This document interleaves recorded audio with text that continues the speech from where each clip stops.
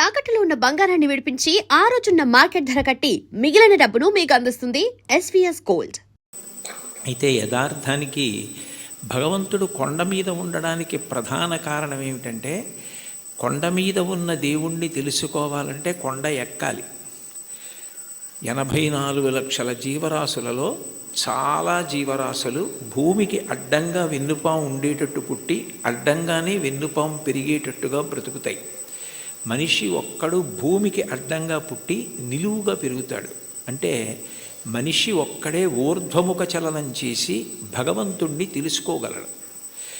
కొండలలో నెలకొన్నవాడు అన్న మాటకు అర్థం ఏమిటంటే, నువ్వు ఊర్ధ్వముఖ చలనం చేస్తే తెలుసుకోవడానికి అవకాశం ఇచ్చేటటువంటి వాడు. అందుకనే ఆయన ఆనందనిలయ విమానమనందు ఉంటాడు. అసలు ఈశ్వరుడికి పర్యాయ పదం ఆనందం. కృష్ణుడి పేరు కూడా నిజానికి కృష్ అంటే నిరతిశయ ఆనంద ఘనము. అటువంటి ఆనంద స్వరూపమైన భగవంతుడు నీకు అనుభవంలోకి రావాలి అంటే నువ్వు ఊర్ధ్వముఖ చలనం చెయ్యాలి. ఆయన కోనేటి రాయడు. సర్వసాధారణంగా నదుల యొక్క తీరాలలో ఈశ్వర దేవాలయాలు ప్రతిష్ఠితమవుతూ ఉంటాయి. అక్కడ స్వయంభూగా వ్యక్తమవుతూ ఉంటాడు. కానీ వెంకటేశ్వరుడు మాత్రం స్వామి పుష్కరిణికి ఎనలేని ప్రాధాన్యతనిచ్చి దాని పేరే స్వామి పుష్కరిణి అయింది. శ్రీ వెంకటేశ్వర సుప్రభాతానికి సంబంధించి మనం ఇచ్చే మంగళహారతి శ్లోకాల్లో కూడా శ్రీవైకుంఠ విరక్తాయ స్వామి పుష్కరిణీ తటే రమయా రమమాణాయ వెంకటేశాయ మంగళం అంటాం. వైకుంఠమునందు విరక్తి చెంది స్వామి పుష్కరిణి తటమునందు నివసించుతున్నవాడా అని పిలుస్తారు. దీనికి సంబంధించి బ్రహ్మపురాణంలో ఒక విశేషం కనపడుతుంది.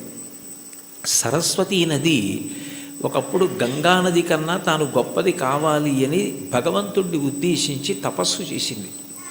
మనకి శాస్త్రములను పరిశీలిస్తే దేనికైనా పరిష్కారం ఏది సాధించాలన్నా దానికి సాధనము తపస్సు. అసలు ఈ సృష్టి ప్రారంభంలో భగవంతుడు వాడిన మొట్టమొదటి మాట తపస్సు అంత గొప్పది. అందుకని గంగానది కన్నా తాను గొప్పది కావాలని సరస్వతీ నది తపస్సు చేయడం మొదలుపెట్టింది. పులస్త్య బ్రహ్మ అక్కడికి వచ్చారు. పులస్త్య బ్రహ్మ వచ్చినప్పుడు సరస్వతీ నదికి అధిష్టాన దేవత ఉంటుంది. ఆవిడికే కాదు, ప్రతి నదికి అధిష్టాన దేవత ఉంటుంది.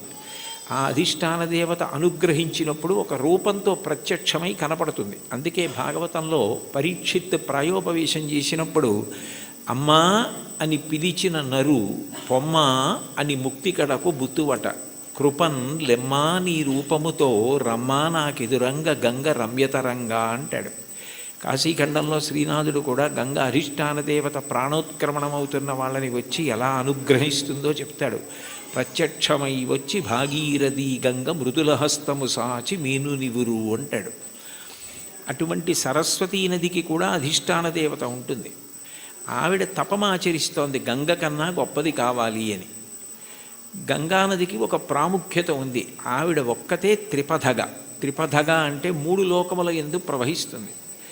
ఆమె స్వర్గలోకంలో ప్రవహిస్తే మందాకిని, భూమి యందు ప్రవహిస్తే భాగీరథి, పాతాళమునందు ప్రవహిస్తే భోగవతి.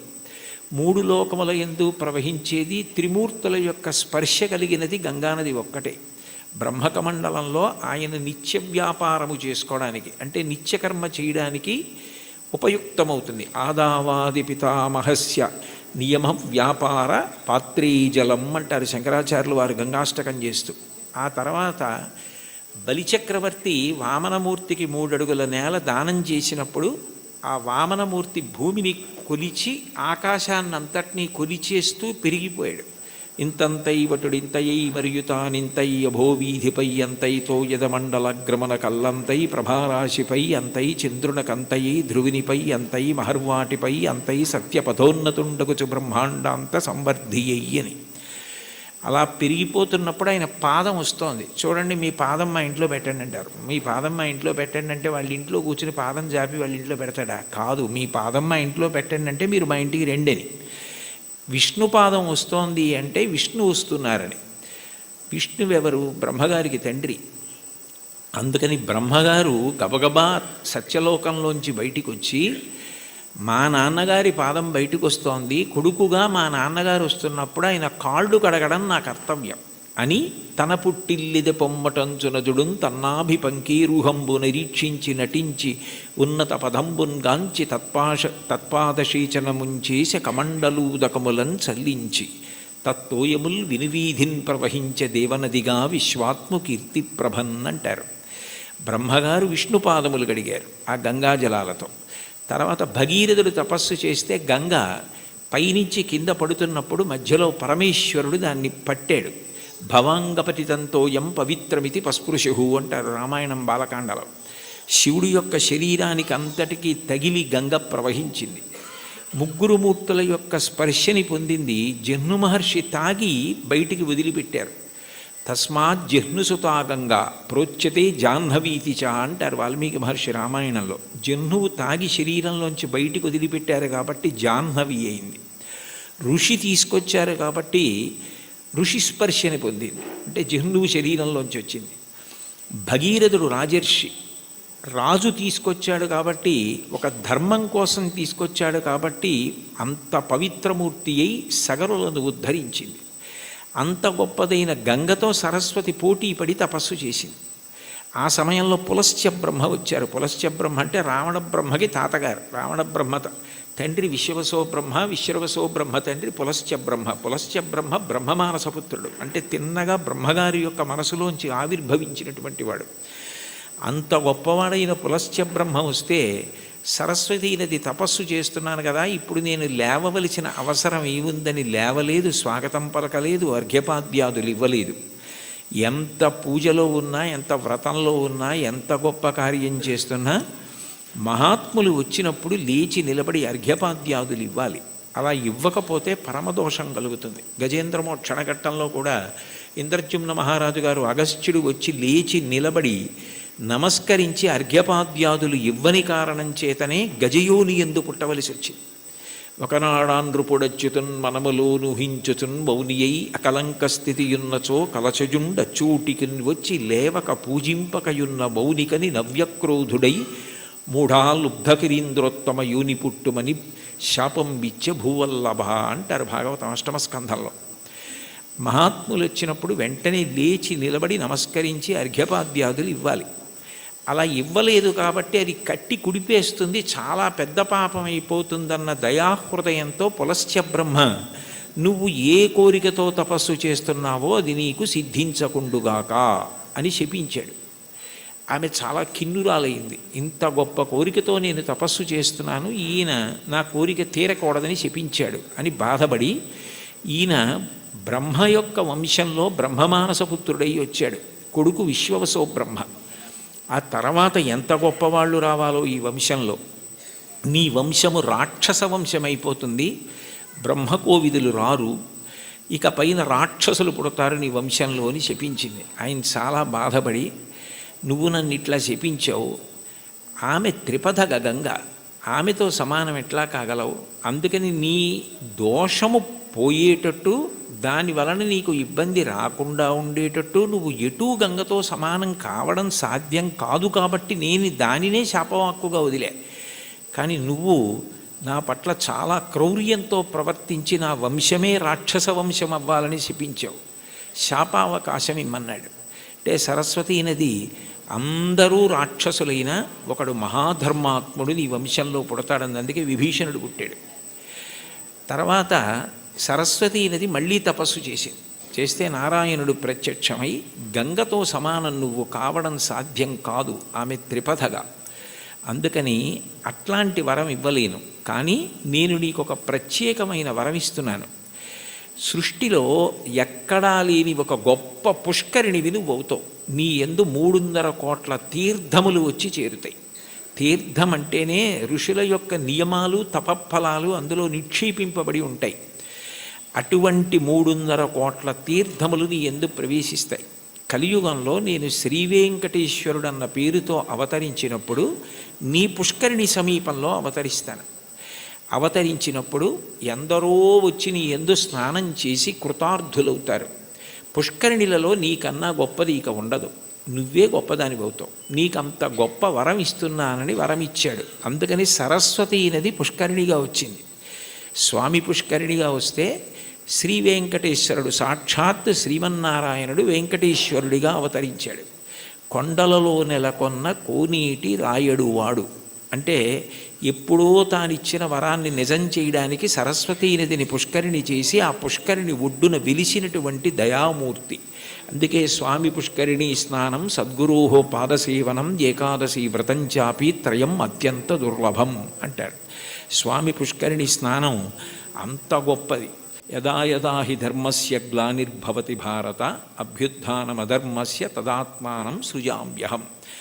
ఆ ధర్మరక్షణ కొరకు విశేషమైన రాక్షస సంహారం చేస్తాడు. కృష్ణ భగవానుడు కూడా కన్నులు తెరవని కడుచిన్ని పాపడై దానవిచనుబాలు త్రావి చంపే 3వ నెల నాడు ముద్దుల కుర్రడై కోపించి శకటంబు కూలత్రోసే ఏడాది కుర్రడై ఎగసి తృణావర్తు మెడపట్టుకొని చీరి బకునిచి చంపే అంటారు. అసలు కన్నులు తెరవడం మొదలు పెట్టనప్పటి నుంచి రాక్షస సంహారం చేశాడు కృష్ణుడు.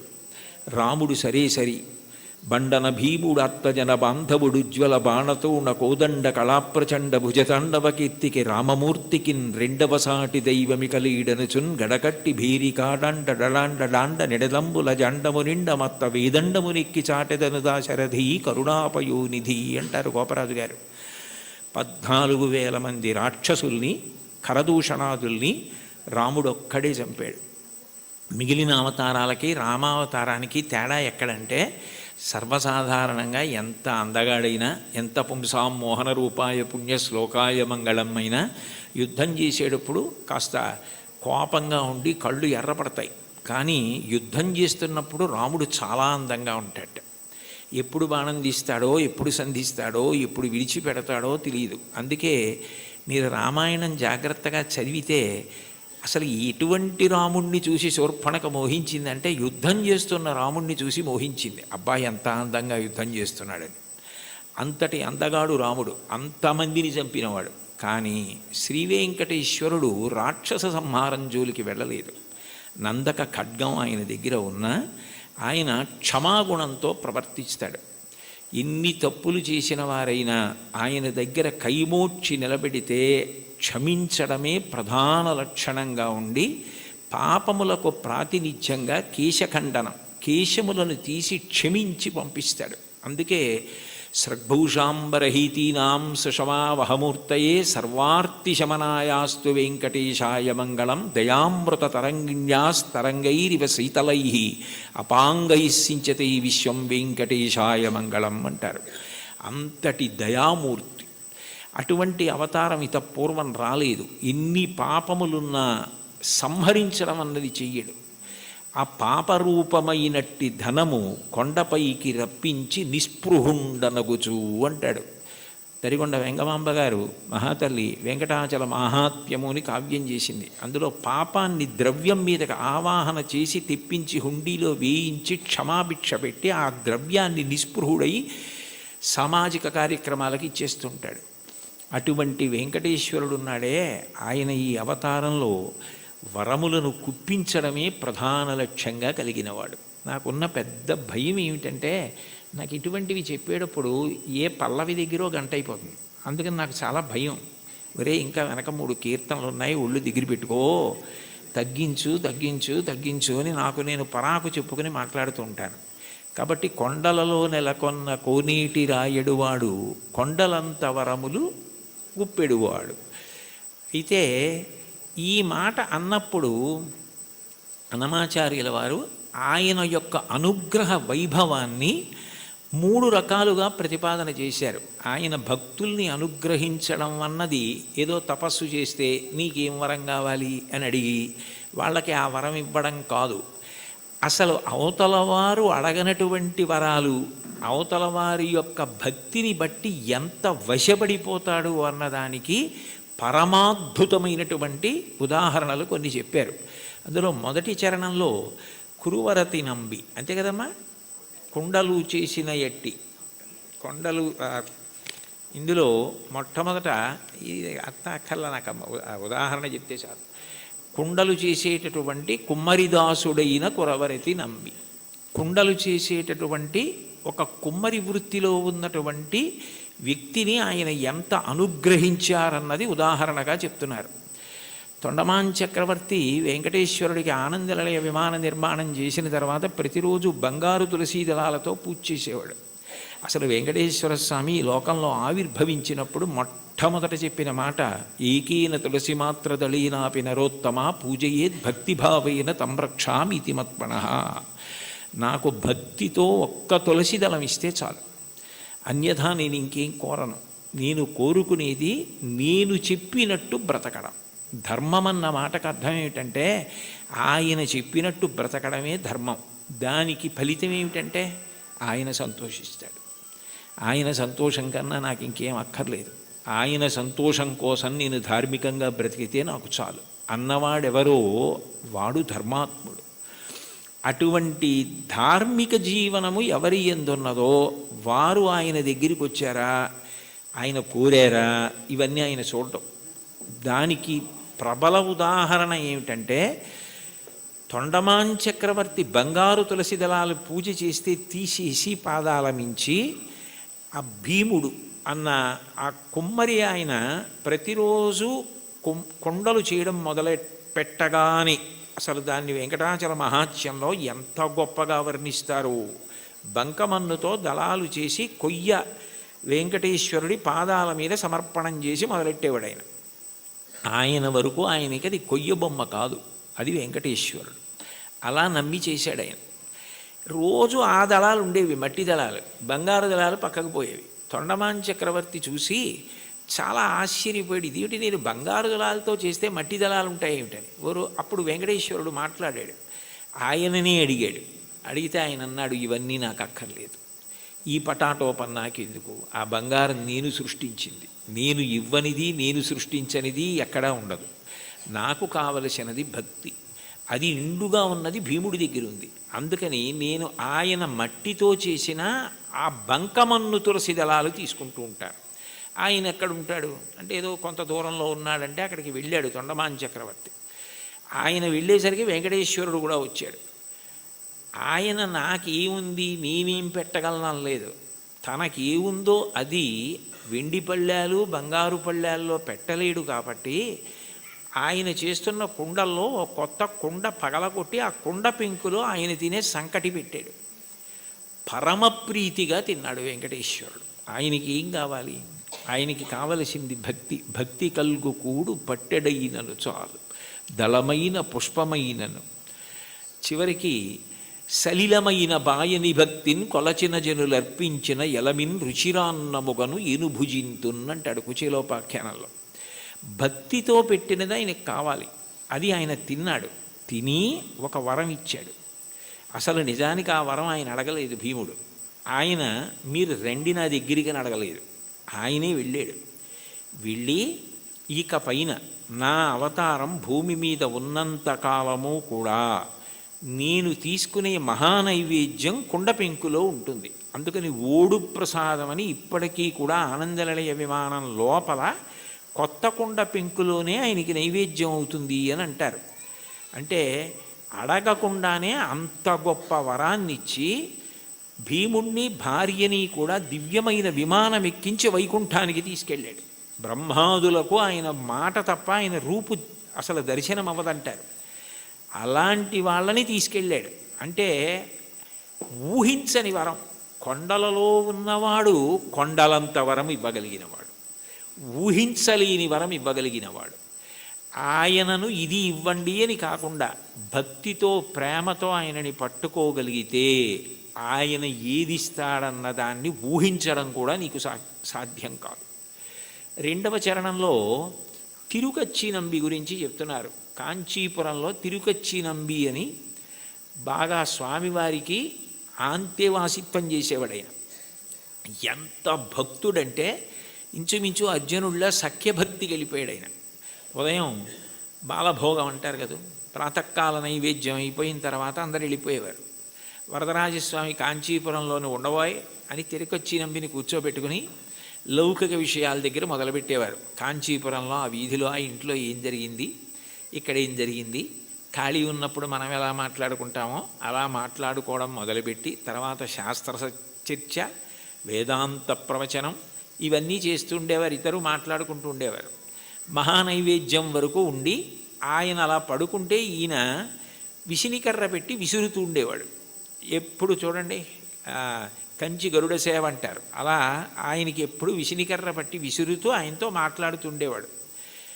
మహానైవేద్యం తర్వాత నేను కాసేపు విశ్రాంతి తీసుకుంటానంటే ఆయన పాపం ఇంటికి వెళ్ళిపోయేవాడు. తిరిగొచ్చినవి వెళ్ళిపోయి భోజనం చేసి మళ్ళీ సాయంకాలం స్వామివారి ఆరాధన ప్రారంభానికి వచ్చి మళ్ళీ విసురుతూ ఉండేవాడు ఏకాంత సేవ వరకు. అలా చాలా కాలం గడిచిపోయింది. వీళ్ళిద్దరూ మాట్లాడుకుంటారన్న విషయం కూడా లోకంలో ప్రచారం అయిపోయింది. ఒక రోజున మధ్యాహ్న కాలం ఇంకా దగ్గర పడిపోతుంది, ఇంకా మహానైవేద్యానికి వచ్చేస్తారు. నేను వెళ్ళి మళ్ళీ సాయంకాలం వస్తాను స్వామి అని చెప్పి ఈ తిరుకచ్చి నంబి గుడిలోంచి బయటకు వస్తున్నాడు. బ్రహ్మాండమైన వర్షం. ఎలా వెళ్ళాలి? వెళ్ళడం ఆలస్యం అయితే రావడం ఆలస్యం అవుతుంది. రావడం ఆలస్యం అయితే స్వామివారికి విసినికర్ర పెట్టి విసరద్దు, ఎట్లా సేవ ఆలస్యం అయిపోతుంది, ఇంత వర్షం పడుతోంది, ఎలా వెళ్ళడం అని ఆలోచిస్తున్నాడు. ఎవరో ఒక వృద్ధ వైష్ణవుడు ఒక ఆయన వచ్చి, స్వామివారు పంపించారు, మీరు గబగబా ఇంటికి వెళ్ళాలట కదా, నేను గొడుగు పడతాను రెండని చెప్పి గొడుగు పట్టాడు. ఆ గొడుగులో తిరుకచ్చి నంబి ఇంటికి వెళ్ళాడు. మీరు భోజనం చేసి రండి, నేను ఇక్కడే ఉంటాను, సాయంకాలం వాన తగ్గకపోతే మళ్ళీ గొడుగులో తీసుకెళ్తానన్నాడు. అని సాయంకాలం మళ్ళీ గొడుగులో ఆయన్ని తీసుకొస్తున్నాడు తిరుకచ్చి నంబిని. కొంచెం ఆలస్యమైంది వర్షం వల్ల. ఈలోగా సాయంకాలం సేవ కోసం అర్చకులు వరదరాజస్వామి గుడి తీసి తలుపులు తీశారు. తలుపులు తీస్తే లోపల స్వామివారు లేరు. వాళ్ళు కంగారు పడిపోయి తిరుకచ్చి నంబితో మాట్లాడుతూ ఉంటాడు కదా, ఏం దోషం జరిగిందో చూద్దాం ఆయనకి తెలుస్తుందని ఆయన కోసం వెతికారు. ఆయన లేరు. ఆయన కొంచెం ఆలస్యంగా వచ్చారు. నీకేమైనా తెలుసా నంబి, స్వామివారు ఏమైపోయారు, కనపట్టలేదు, ఏమైనా అపరాధం జరిగిందా, ఎవరినన్నా భక్తులను అనుగ్రహిస్తున్నారా అని కంగారు పడిపోతున్నారు. అదేమిటి నాకు తెలీదు, ఎక్కడికి వెళ్ళిపోయారని చెప్పి ఆయన స్వతంత్రంగా ఇంట్లోకి వెళ్ళి వస్తువుల్ని వెతికే యజమాని ఎలా ఉంటాడో అలా వెళ్ళి, అదేమిటి స్వామివారు లేకపోవడం ఏమిటని చూస్తే ఆయన అలాగే పడుకుని ఉన్నారు. అయ్యో ఇక్కడే ఉన్నారు వరదరాజస్వామివారు, మీరు వెతుకుతున్నారు ఏమిటన్నారు. వచ్చి చూసేటప్పటికి ఆయన ఒంటి మీద వర్షపు నీటి చుక్కలు ఉన్నాయి. అంటే తాను తడిసి తిరుకచ్చి నంబికి గొడుగు బట్టి తీసుకొచ్చారు. ఆ తిరుకచ్చి నంబి ఇంట్లో భోజనం చేసినంతసేపు వరదరాజస్వామి వారు బయట నించున్నారు. బయట నించుని గొడుగు పట్టుకుని నించుని ఆయన వచ్చిన తర్వాత ఆయన్ని తీసుకుని వచ్చారు. అంటే ఒక భక్తుడి కోసం భగవంతుడు ఎంత కిందకొస్తాడు అవన్నీ అడిగారా తిరుకచ్చి నంబి? అడగలేదు. అడగకపోయినా అంత కిందకొచ్చి తర్వాత భాగవతులతో కలిసి ఎలా ఉండాలో చెప్పి చిట్ట చివరికి మోక్షం ఇచ్చారు. ఆ తిరుకచ్చి నంబిని అనుగ్రహించినటువంటి వరదరాజు వెంకటేశ్వరుడి కన్నా భిన్నుడు కాడు. ఒకటే, అదే అనేక కీర్తనల్లో ప్రతిపాదిస్తారు ఆ రాముడే వెంకటేశ్వరుడు అని. అటువంటి తిరుకచ్చి నంబిని ఊహకందని రీతిలో అనుగ్రహించవే. ఎవరైనా వరం అడిగితే ఏం అడుగుతాడు? ఏదో జ్ఞానం ఇమ్మంటాడు, లేకపోతే భక్తి ఇమ్మంటాడు, డబ్బు ఇమ్మంటాడు, ఏదో వృద్ధిని అడుగుతాడు. వాళ్ళు అసలు ఏమీ అడగలేదు. వాళ్ళ ఊహకి కూడా అందనివి నువ్వు చేసి పెట్టావు. వాళ్ళకి చరిత్రలో వాళ్ళు నిలబడిపోవడానికి కారణం నీ అనుగ్రహమా, వాళ్ళు అడగడమా? అంటే నీ అనుగ్రహం. అంత అనుగ్రహం దేనికి చేశావు? విసినికర్ర పెట్టి విసిరితే చేశాడు అనగలరా మీరు? కాదు. ఆ ప్రేమ, అంత ప్రేమ. ఆ ప్రేమ చివరికి ఏమైపోయిందంటే లౌకిక సంభాషణ నుంచి శాస్త్ర చర్చ వరకు వెళ్ళి తిరుకచ్చి నంబి ఇంటికి గొడుగులో తీసుకెళ్ళి గొడుగట్టు వీధిలో నుంచి మళ్ళీ తీసుకొచ్చి వర్షం తాను మీద పడేటట్టు చేసుకున్న ఇంతగా లొంగిపోయి దిగొచ్చి అనుగ్రహించినటువంటి ఓ స్వామి, నీ దయకి హద్దు ఎక్కడుంది?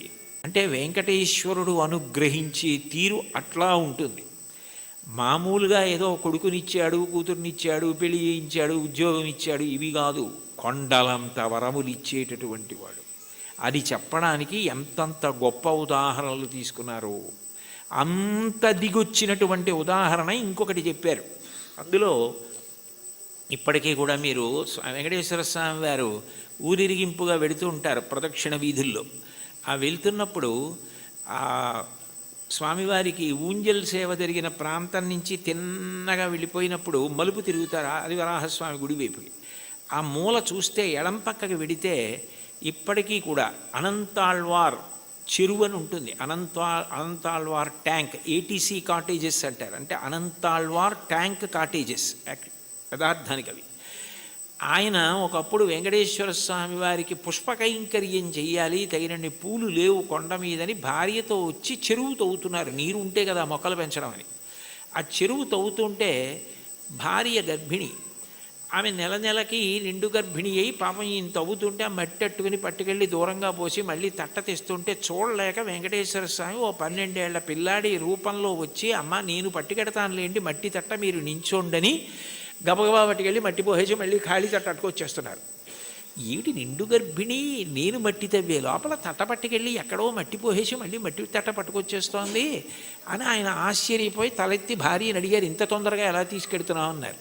నేను కాదు, ఇదిగో ఈ పిల్లాడు మీరు ఇంతకు ముందు ఒకసారి వచ్చి సేవ చేస్తానంటే వద్దు, మా గురువుగారి మాట నేనే చేసుకోవాలి, మా ఆవిడ చేసుకోవాలన్నారు.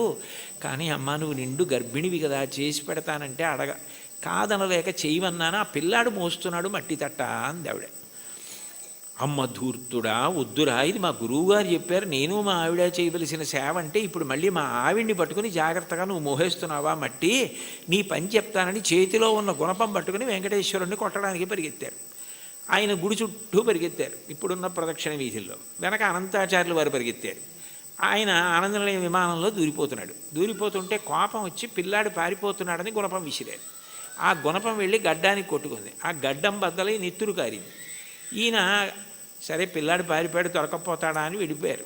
సాయంకాలం సంధ్యావందనం చేసుకుని గుళ్ళోకి వెళ్ళేటప్పటికీ స్వామివారి గడ్డంలోంచి రక్తం కారుతోంది. అందరూ కంగారు పడిపోతున్నారు.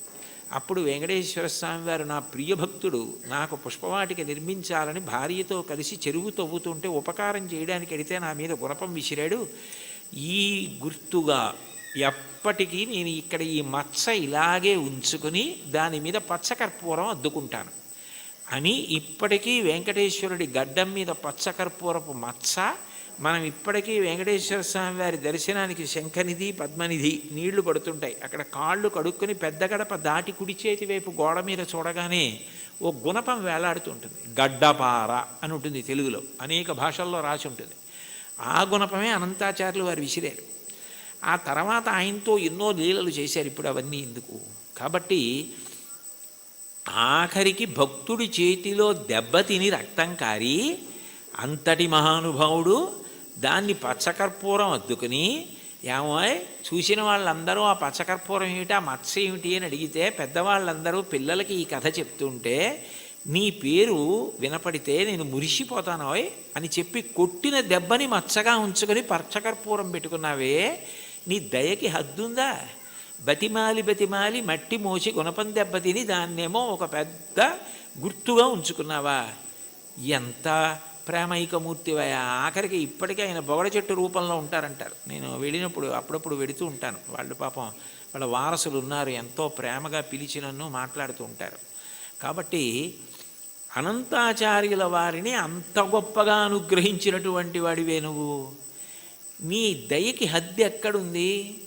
అడిగితే వరం ఇవ్వడం కాదు, అడగకుండా కొండలంత వరాలు ఇచ్చేసావే. ఇప్పటికీ స్వామివారు ప్రత్యేకంగా అక్కడికి వెడతారు. అనంతాచార్యుల వారు ఎక్కడ చెరువు తవ్వారో, ఎక్కడ చెట్టు ఉందో అక్కడికి వెళ్ళి ఆయనకి హారతి ఇచ్చింది అనంతాచార్యుల వారికి ఆ బొగడ చెట్టుకి ఇస్తారు. ఇప్పటికీ సంవత్సరంలో ఒకరోజు ఉత్సవం జరుగుతుంది. అనంతాచార్యుల వారు గుణపం విసిరిన రోజున అంత వేగంగా ఆనందనిలయ విమానం చుట్టూ పరిగెత్తినట్టే వెళ్ళిపోయి పల్లకి లోపలికి వెళ్ళిపోతుంది. అంటే భక్తుడు కొట్టిన రోజుని ఉత్సవంగా చేసుకుని ఇప్పటికీ ఆనందనిలయం చుట్టూ అలా పరిగెడుతున్నావా? ఏమిటయా నీ దయ, అంతుందా దానికి? ఇంతటి దయామూర్తివా, అంతటి వాడివి, నీ గోటి కాంతి చూడడం సాధ్యం కాదు. అక్రూరుడు అంటాడు భాగవతంలో, శూరులు తొల్లియే విభుని శోభిత పాద నక ప్రభావళించేరి భవాంధకారముల చిక్కక ఉందరు వట్టి దేవునిన్ వైరముతోడనైన పిలువన్నను పంపి శుభంబు చేసే నిష్కారణమైన ప్రేమ ఇది కంసుని పోలు సకుండు కల్గుని అంటాడు. ఆయన కాలి గోటికి ఉన్న కాంతిని చూడడం సాధ్యం కాదు. తపస్సు చేసి యుగాలు చేసిన అటువంటి వాడు కలియుగంలో ఆపాదమస్తకం చూడ్డానికి వీలుగా నకృతం దైవసంఘైశ్చ నకృతం విశ్వకర్మణ స్వేచ్ఛయా క్రీడతే తత్ర ఇచ్ఛారూపం విరాజిత అంటారు వ్యాసుల వారు. తనంత తాను ఒక రూపాన్ని పట్టి అలా నిలబడ్డాడది రాతి విగ్రహం కాదు, సాక్షాత్ శ్రీమన్నారాయణుడు. ఇన్ని వరాలు ఇస్తున్నావా? ఇన్ని పాపాలు చేసిన మాకు దర్శనమిస్తున్నావా? ఇవ్వడం కాకుండా నీ దగ్గరికి వచ్చి ఏమడిగితే ఇస్తున్నావా?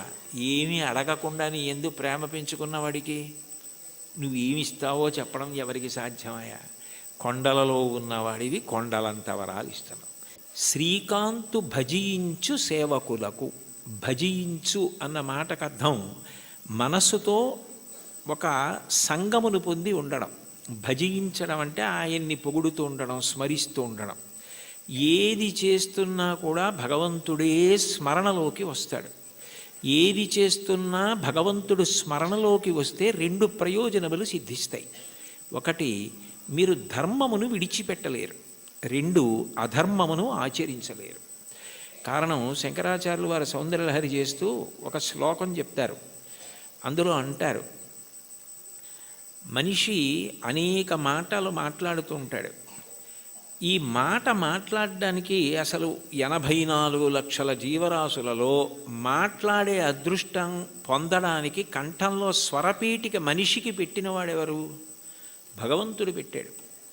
పెట్టినప్పుడు నేను ఏదైనా మాట మాట్లాడే ముందు నాకు భగవంతుడు ఈ స్వరపేటిక పెట్టి మాట్లాడే అవకాశం ఇచ్చాడు. ఎప్పుడో అప్పుడు ఈ శరీరం పతనం అయిపోతుంది. ఇవాళో రేపో 10 ఏళ్ల తర్వాతో 20 ఏళ్ల తర్వాతో శరీరం పడిపోకుండా ఉండదు.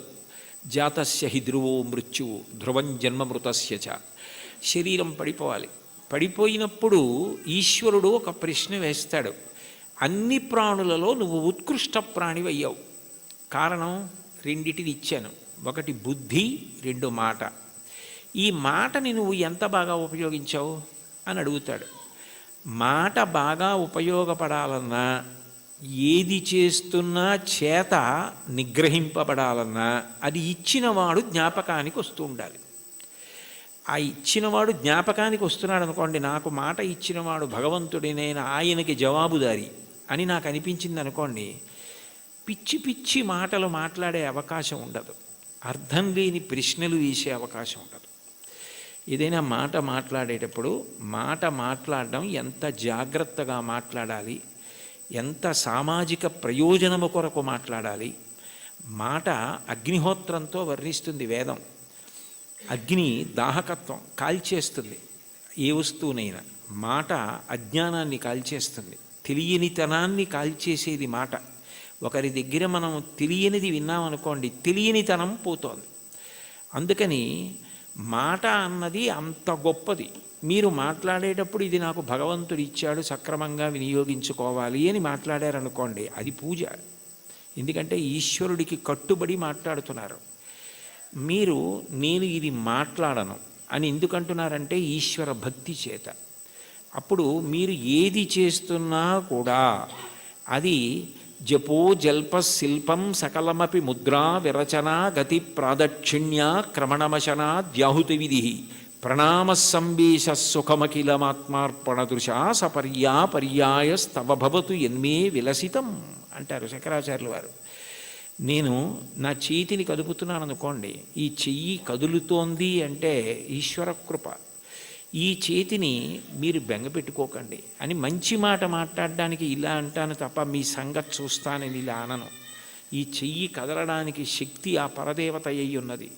ఈ కదలికలు ఆమె సంతోషించడానికి పనికి రావాలి తప్ప ఆమె నా యందు కాఠిన్యము వహించడానికి, ఆమె నన్ను చూసి వీడికి ఎందుకు ఇచ్చాను శక్తి అని అనుకునేటట్టుగా నేను ప్రవర్తించకూడదు. యాదేవి సర్వభూతేషు శక్తి రూపేణ సంస్థిత. ఆ తల్లి నా యందు శక్తిగా ఉంది, దాన్ని సద్వినియోగం చేసుకోవాలి అనుకున్నాను అనుకోండి, నేను అప్రయత్నంగా పుణ్యకార్యామే చేస్తాను తప్ప ఈశ్వరుడు ఖేదము పొందకూడదు. కాబట్టి ఆయన నా యందు అమర్షము పొందకూడదు. కాబట్టి నేను ఎప్పుడూ పాపము చెయ్యకుండా నన్ను నేను నిగ్రహించుకోగలుగుతాను. అది భజించు భక్తి. ఆ స్మరణ ప్రహ్లాదుడిది. పానీయంబులు త్రావుచున్ కొడుచుచున్ భాషించుచున్ హాసలీలా నిద్రాదులు చేయుచున్ తిరుగుచున్ లక్షించుచున్ సంతత శ్రీనారాయణ పాదపద్మయుగళీ చింతామృతాస్వాద సంధానుండై మరచన్ సురారిసుతుడే తద్విశ్వమున్ భూవరా. ఏది చేస్తున్నా భగవంతుడి జ్ఞాపకానికి వస్తూ ఉంటాడు. ఆయనది మహోపకారం. ఆకలేసిందనుకోండి, ఊళ్ళో అన్నీ తెలుసుకుంటున్నాను కానీ నాలో పదార్థం అయిపోయిందని నాకు తెలియదు. మంటగా వస్తే తొందరగా తింటానని క్షుత్తు భరించలేని మంటగా ఆకలి రూపంలో వచ్చి నువ్వే పంటగా భూమి మీద పండి బ్రహ్మాండంలోది పిండాండంలో పడేస్తే జీర్ణం చేసి నేను తిన్న పప్పు కూర పచ్చడి పులుసు ఇవన్నీ లోపలికి వెడితే అహం వైశ్వానరో భూత్వా ప్రాణినాం దేహమాశ్రిత ప్రాణాపాన సమాయుక్తం పచాన్యన్నం చతుర్విధం పచనం చేసి జీర్ణం చేసి పిప్పిని తెల్లవారేటప్పటికీ సంవరణీకండరములు సడలిపోయి బయటికి వెళ్ళిపోయేటట్టు అనుగ్రహించగలిగావా అని ఎప్పుడూ స్మరణ చెయ్యగలిగిన వాడికి ఎప్పుడెప్పుడు ఆయన సేవ చేద్దామా అని అనిపిస్తుంది. అప్పుడు పూజ అంటే అరగంట చేద్దామా 20 నిమిషాలు చేద్దామా అనిపించదు. నా యందు ప్రాణమై నాకిన్ని చేస్తున్న ఆ స్వామి పాదములు నేను ప్రీతితో కడగాలి అని ఆ పాదాలు కడిగేటప్పుడు అంత తాదాత్మ్యతతో కడుగుతాడు, అంత తాదాత్మ్యతతో తుడుస్తాడు.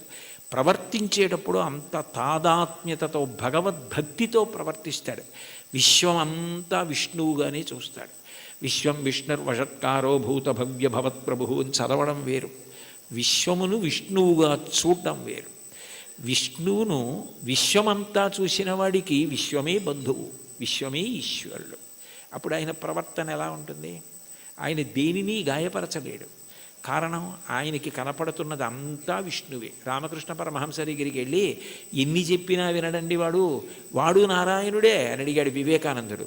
నారాయణుడు కాడని అనకు, మూర్ఖ నారాయణుడను అన్నారు. అంటే అది భక్తి, అంతటా విష్ణువుని చూడగలగడం.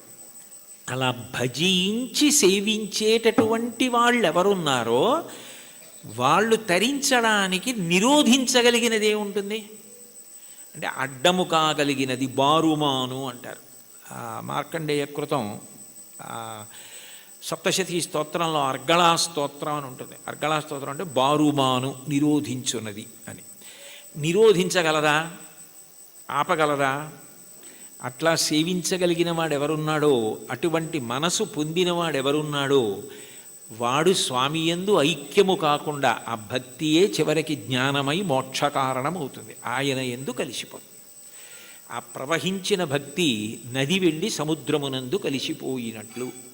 భక్తికి చరమాంకం ఏమిటంటే ఈశ్వరుణ్ణి చేరిపోవడమే. దానికి ప్రతిబంధకాలు ఉంటాయి కానీ అడ్డలేవు. శంకరాచార్యులు వారు శివానంద లహరిలో ఒక అద్భుతమైన శ్లోకం చెప్తారు. అందులో అంటారు, అంకోలం నిజబీజ సంతతి రయస్కాంతోఫలం సూచికా సాధ్వీ నైజ విభుం లతాక్షితిరుహం సింధు సరిద్వల్లభం ప్రాప్నోతీహ యథా తథా పశుపతే పాదారవిందద్వయం చేతో వృత్తిరుపేత్య తిష్టతి సదా సా భక్తిరిత్యుచ్యతే అంటారు. నది సముద్రాన్ని చేరుకోవడానికి బయలుదేరుతుంది. ఎవరు దారి చూపిస్తారు? ఓ నది ఇలా వెళ్ళు సముద్రం వస్తుందని చెప్తారా? చెప్పరు. నది వెళ్ళిపోతూ ఉంటుంది. వెళ్ళిపోతున్నప్పుడు ఏ చంద్రశేఖరేంద్ర సరస్వతి మహాస్వామి వంటి మహాపురుషులో స్నానం చేస్తారు. అంతటి మహానుభావుడు ఇక్కడ స్నానం చేశాడని నది ఆగదు. ఒక ధూర్తుడు మూత్ర విసర్జన చేస్తాడు, అవమానమని బెంగపెట్టుకోదు. ఒక ముళ్ళ కంప వీపు చీరుతుంది, బొడ్డు నుంచి వంగి బాధపడదు. ఒక చోట బొగడపూల చెట్టు పువ్వులు రాలుస్తుంది, పొంగిపోదు. మానవమానములు దాటి సముద్రమును చేరడమే తన పరమ ప్రయోజనంగా తాను వెళ్ళిపోతుంది. కుంతీదేవి కృష్ణుని అడుగుతుంది భాగవతంలో, యాదవులందు పాండుసుతులందు నాకు మోహ విచ్ఛేదము చెయ్యుమయ్య ఘనసింధువు చేరిడి గంగభంగి నీపాద సరోజ చింతనముపై